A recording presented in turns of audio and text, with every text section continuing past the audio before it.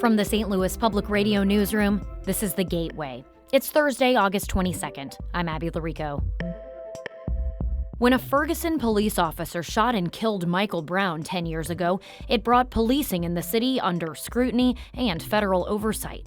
A familiar face is now in charge of the path forward. I was so familiar with the demographics and the territory up here that I wanted to come here and try to do some good for the community. A profile on Ferguson Police Chief Troy Doyle after the news on the Gateway. A deal that would have spared the life of Marcellus Williams is on hold. The Missouri Supreme Court late last night granted a request from Attorney General Andrew Bailey to temporarily block the agreement, in which Williams pleaded no contest to murder in exchange for a life sentence. He was sentenced to death for the 1998 murder of a University City woman, former St. Louis Post-Dispatch reporter Felicia Gale. He has maintained his innocence, and attorneys re-examined his case this week. Judge Bruce Hilton now has two options. He can either proceed with a previously scheduled hearing on prosecutors' attempts to vacate the charges, or argue that he has the authority to enter into the deal. Williams is set to be executed September 24th. A new school year with a new enrollment system at the Hazelwood School District means hundreds of students learned this week they weren't enrolled in classes.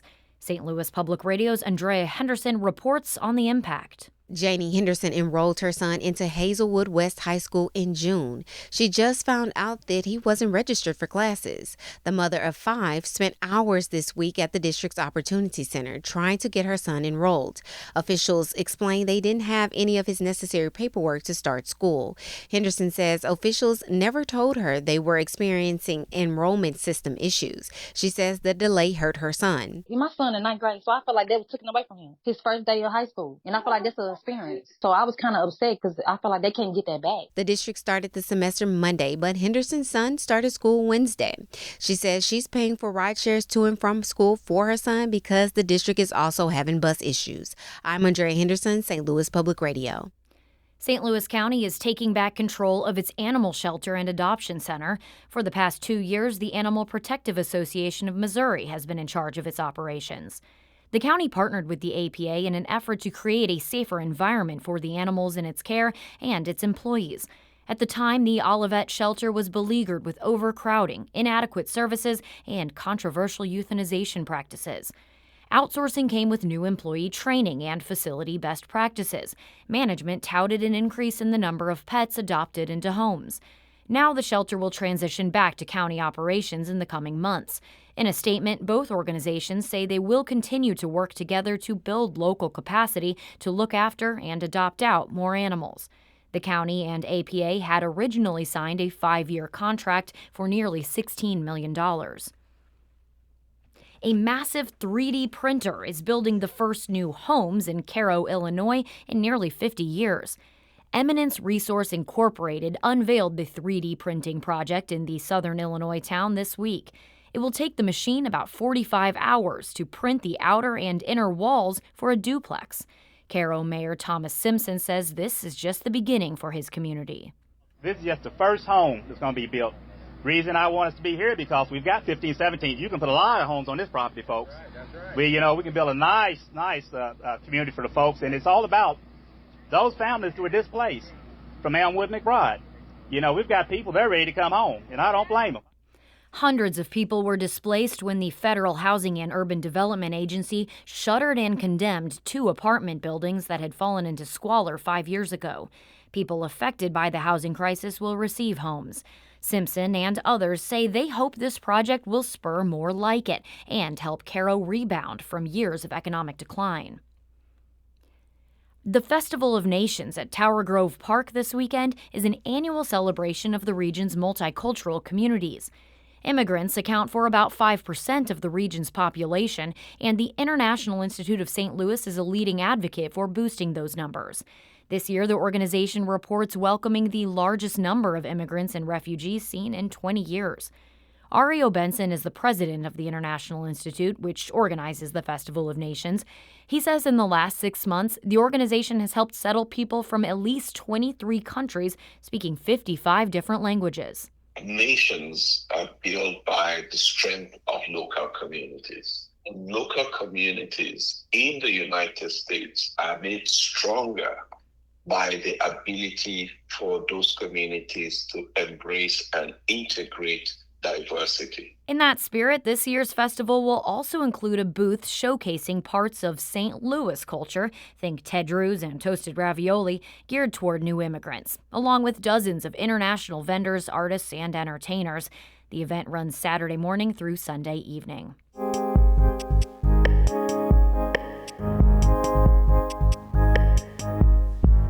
It has been 10 years since a Ferguson police officer shot and killed Michael Brown Jr.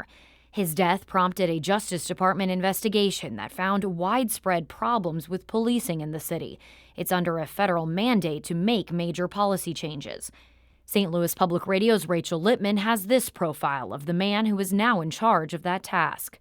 Troy Doyle did not plan to be chief of the Ferguson Police Department. Ultimate goal was to be the police chief at St. Louis County Police Department. Doyle, who is 55, joined St. Louis County in 1992 and worked his way up through the ranks to lieutenant colonel.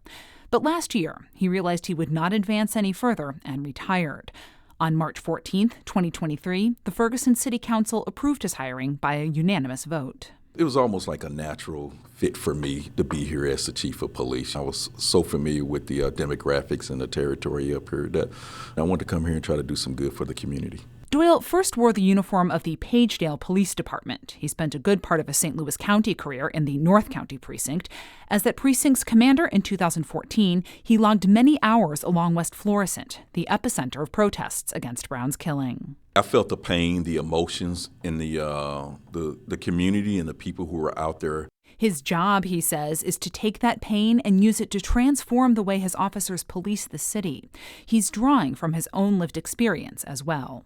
I know it. I've been there. I got the trophy for it. I tell people all the time, I grew up in North County. I probably got pulled over more than anybody that I know. Doyle came into the job with no illusions about the size of the task before him. The federal consent decree is 133 pages long with hundreds of policy prescriptions. But Doyle says it's not a punishment. This is just a document that's just going to guide us in the right direction. This is going to set our policies and procedures and hopefully put us in a position where we have, some of the best policies and procedures in the region. Ferguson is making progress on the consent decree under Doyle's command. He's filled 2 key positions, a public information officer and a training coordinator. The department is more than 75% staffed and more closely matches the city's demographics. Ferguson is more than 70% black. Many of the young officers, they understand what took place in 2014 and they want to be part of the change.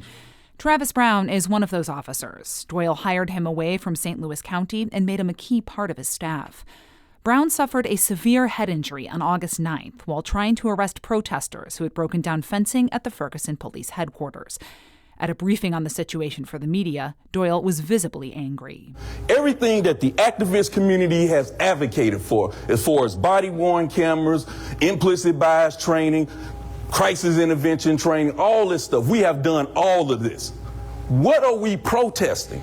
The changes made so far are not what the people demanded, says Ashley Yates. She was a leader of the protests in 2014 and returned from Oakland, California to mark the 10th anniversary. Well, it has been concessions, the things that they say make policing better, trainings that we know are ineffective, right? That studies have shown to be ineffective. Yates was also critical of the high bonds that arrested protesters had to pay. You may not be pulling people over at the same rate, but any chance that Ferguson and, St. Louis County Police get, they're leveraging really punitive bails and bonds on people. We can't heal when the police are still repressing people. Judges, not police departments, set those bonds, although officers do make decisions about what charges they seek. Doyle became Ferguson's 8th chief since March 2015 when he was sworn in. His contract is for 3 years. Beyond that, he says he doesn't know how long he'll remain with the department. I know nationwide, the average tenure for a police chief is 3 to 5 years, so I don't know. It just all depends on how things will go, I guess. But he says regardless of how long he stays, being chief in Ferguson will be an important part of his legacy as a police officer. I'm Rachel Lippmann, St. Louis Public Radio. Our Fred Ehrlich edited that piece. You can find all of our coverage of the 10th anniversary of Michael Brown Jr.'s death at stlpr.org. The Gateway is a production of St. Louis Public Radio, a listener-supported service of the University of Missouri-St. Louis. Music by Ryan McNeely of Adult Fur. I'm Abby Larico, and from the St. Louis Public Radio newsroom, this has been The Gateway.